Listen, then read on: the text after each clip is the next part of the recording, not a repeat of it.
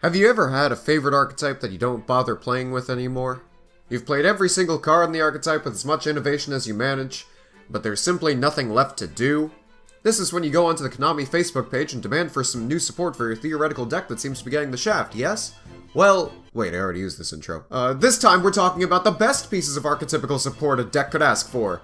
These are the cards that would need nerfs upon hitting the game, at least probably, depending on the archetype getting support.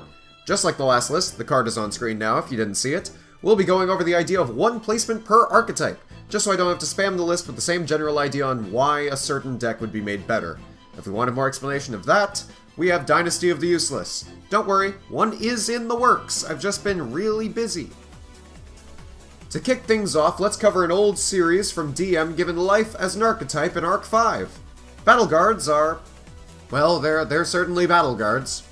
They were a symbol of Joey and Tristan's friendship like Time Wizard was for Joey and Yugi.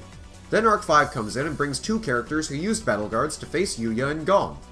While the first guy was a scrub for Yuya to invent pendulum summons against, really scummy move there, Yuya, you think any of us want to deal with Clyforts? Gong's opponent actually gave us something more powerful, something other than a bloated beatstick. Shaman Battleguard is a level 10 Dark Warrior with 2000 attack and 3000 defense. You can special summon it from hand by tributing 3 monsters, including a Battleguard, but it can also be normal summoned or set. Thanks to Feast of the Wild level 5, this is actually not hard to do given you can get the duo of Lava and Swamp on field and add 1 monster more to summon, making it good within the archetype already. This effect, though, is the main selling point here. Once per turn, you can steal an opponent's monster they control on the field, but only one at a time, like the Relinquished Equip effect. But here's what sets it apart from other stealing cards. You don't have to worry if the opponent makes something stronger, for you see, when your opponent summons a monster with more attack than what you stole, you can exchange the 2 monsters. Yeah, it's that nuts. On top of that, it cannot be targeted for attacks while you have the stolen monster.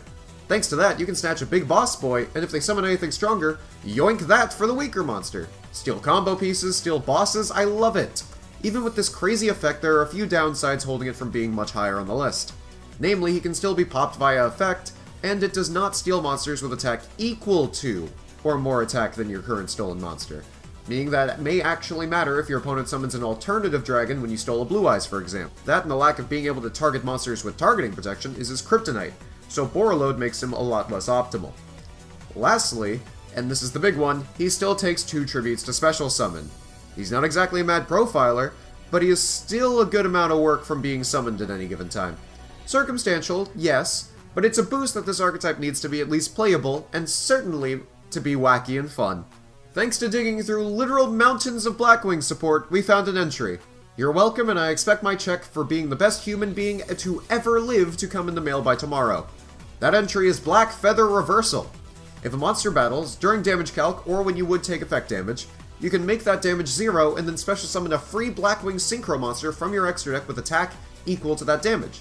Yeah, so crash a 0 attack monster into Borreload Dragon. Thanks for the free full armor master. Given the wide range of Blackwing Synchros and fluctuating attack values, you can actually get a lot of bang for your buck. Lowest value this can be used for is 800 for Sayo the Rain Hider, or 3000 max for a full armor master or even Onimaru if you're trying to meme. This could even get out Silverwind the Ascendant for free if you have the right setup.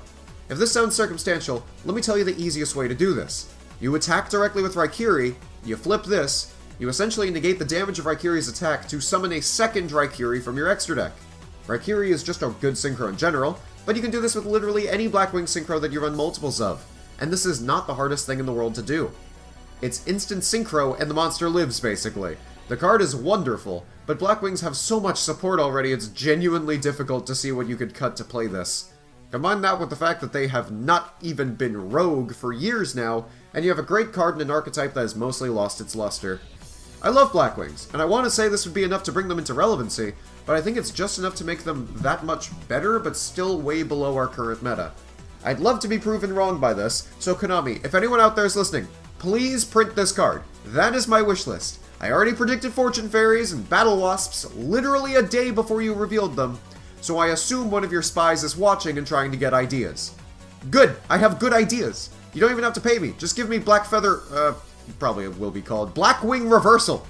If Duel Links has taught us anything, Yu-Gi-Oh! Games should not have 4,000 life points at the same time as having IRL meta decks like 6 Sams.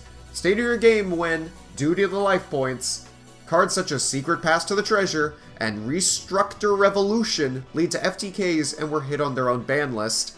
Ancient Gears were tier 0, and Mask Change Chaining is as much cancer as it is in real life. Thank you, Anki, because, I mean, even if Dark Law was in Duel Links, it wouldn't do anything, and that's the crazy thing about Duel Links. What is happening?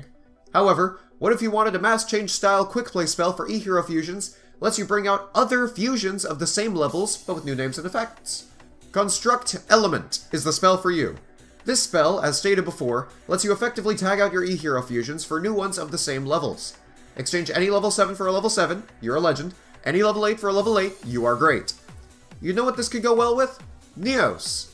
Neos can tag out Neos fusions on a whim, like exchanging Brave Neos for itself and getting 2 searches, or if you're low on life points for the first attack, Air Neos exchange into Brave Neos for big damage and possibly a search and a death.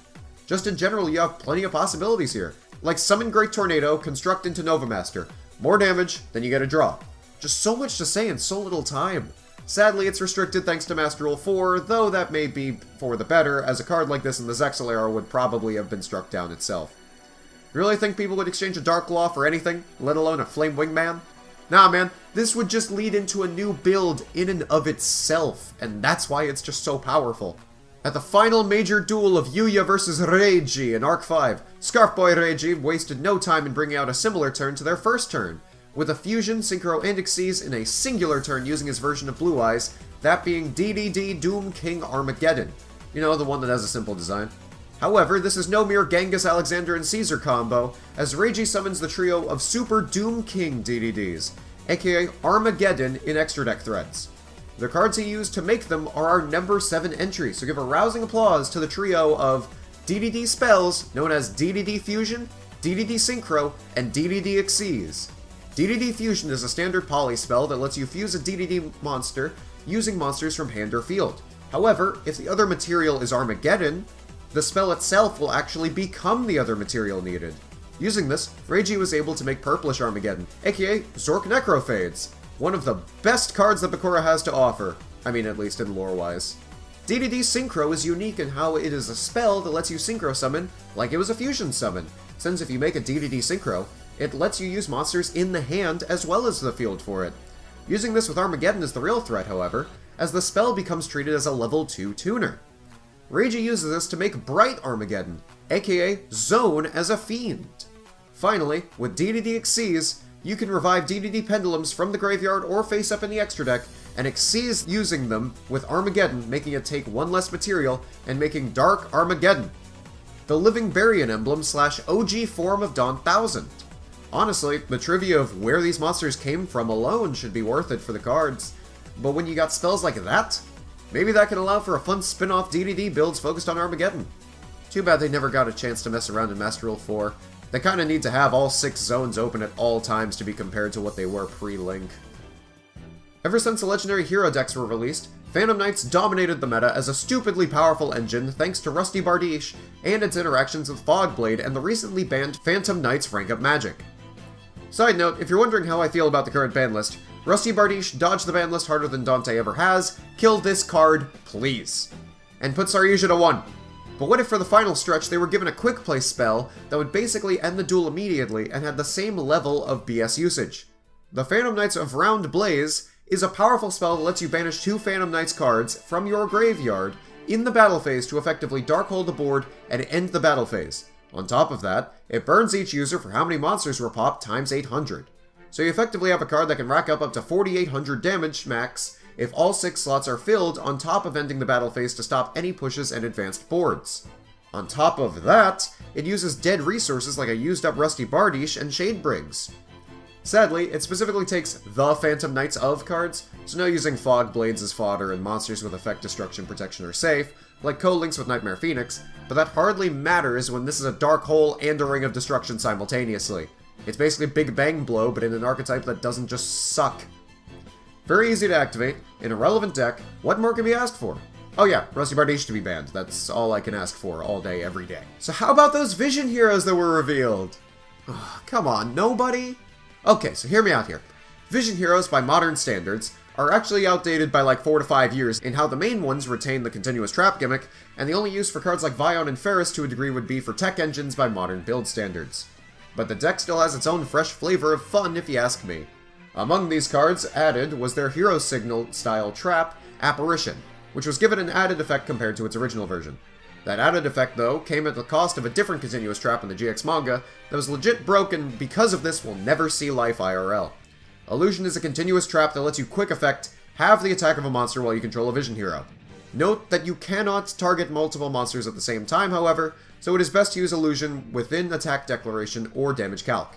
Just being able to gale the Whirlwind a monster as a quick effect is just epic. Too bad the effect of Illusion was tacked onto a Hero Signal trap. Shrink is not a card many people would play at a competitive level. What about Shrink every turn? Make most okay effects a once per turn and you have a great card. From Solomon meh to Solomon average while also being Solomon meta, but still fundamentally boring and one-note and samey, it's the deck that Konami gives everything to, and they made meta as a result. Soul Burners Salamangreats. I mean, how else would a deck that has immense revival, ash recycling, multiple kinds of search spells to use, a ritual beast steeds, and a counter trap on top of many other cards in infinite recycling? The deck is solitaire, but pretty amazing, so people play it. One downside though is the field spell, Salamangreat Sanctuary. It's generally useless aside from the reincarnation effect. What if you had Sanctuary to use for an actually busted effect? Salamangreat Shrine was Soul Burner's BS counter to the BS of Hydra Drives and their attribute Stunning. As such, Salamangreats get immunity to fire monster effects, which, let's be real, would only be useful against Infernoids or other Salamangreat players. However, the main selling point lies in its other effects. On top of the reincarnation effect, you get an amazing bonus in revealing Salamangreat Sanctuary in your hand to shuffle your entire hand and draw the same number of cards. You get a free reload on top of the powerful immunity it already boasts. The anime makes Sanctuary look like Konami had to think of a random field spell for the archetype like in the days of GX. But this is Vrains, and they had an already amazing field spell. Ever wanted a spell card that turned dead D-Hero cards into free revival for D-Hero monsters? Time to visit Dr. D. Dr. D is a spell card that lets you banish a D-Hero to revive a level 4 or lower D-Hero from graveyard. This is just inherently handy to have. Turn dead Mallies into Drill Darks, turn Draw Guys into Disc Commanders, combine this with DDR and you have so much revival that the D-Hero monsters will probably all look like they were hit with DNA surgery to be turned into zombies. Speaking of which, if you don't mind a tangent, because this card is pretty bare bones but amazing, I want to talk about DNA surgery. You remember how awesome it was to see Flame Wingman turn into a beast and still keep qualities that made him look not just like a generic beast, but like that specific monster as a beast? That was so sick! I really wish more people in the anime played this card, or we got an alt-art reprint of Clayman and Flame Wingman at the very least. Clayman is also the only vanilla E-hero to not get his alt-art reprint, so I really think it's overdue, and an anime reference would be amazing. Sure, this was used in 5Ds, but no monsters morphed like this and it was just sad. I want to see a Pyro Neos or a Reptile Utopia. That sounds fun as hell. Fan artists, get on that. It sounds incredible. The possibilities are almost infinite. But yeah, Dr. D is pretty good. Now for support from a bare bones deck in Arc 5. If you never watched the show, you would never know that Wind Witches and Lyriluscs actually had other support cards. And no, not a single one of them is Instant Fusion or Tyrant Neptune, the latter dying for the sins of the former, and you cannot tell me otherwise. But while Wind Witches kept to various special summons and revival and just being boring, the little birds went even higher. Lyrilusc Bird Strike is a normal spell that lets you permanently negate all effects from the opponent's field if you control a Lyrilusc monster. Wow! A free one-sided skill drain spell that allows for the ease of Nightingale OTKs while avoiding spells and traps that destroy through their effects? Just in general, a powerful spell card that's simple and clean, and actually plays to the playstyle. Though, I will be honest, I had to be reminded of this playstyle because I swear to God I have only seen Tyrant Neptune summoned if the Fusion is summoned. I'm gonna be completely honest with you guys here. Number 1 is insane. Like, legitimately insane. We all know the scope of the ninjutsu art cards. From draw power to full field Gale the Whirlwind, shearing of attack, and transformations. These bevy of traps and spells allow for a fruity mixture of fun and power. The anime definitely gave us plenty to work with for ninja support, but of them, the most broken just has to be Barrier Ninjutsu Art of Gathering Shadows. This continuous trap is legitimately stupid in its design. You can activate it only if you control a ninja, of course. You can pay half your life points to immediately end the opponent's battle phase. Just giving ninjas such a powerful effect given all the IRL support they got over time is incredibly dangerous, as I think this hits a critical mass of weird and great support cards. You can legit make Ninja Hanzo tech engines even more nuts by flipping it and just saying no to their battle phase. The cost isn't even an issue in the end, given its constant halving effect, and the only issue is it dying if you lose a ninja from your field, which is a shame, but hey, Simorg is an archetype, so see where you can take that. This may not be the most powerful, but this is certainly the card that would see play and not base the entire deck around it. It's a good inclusion that may even see print at some point, and it's the most interesting deck on the list to see where builds come from it. And for that, you take the #1 spot, Gathering Shadows.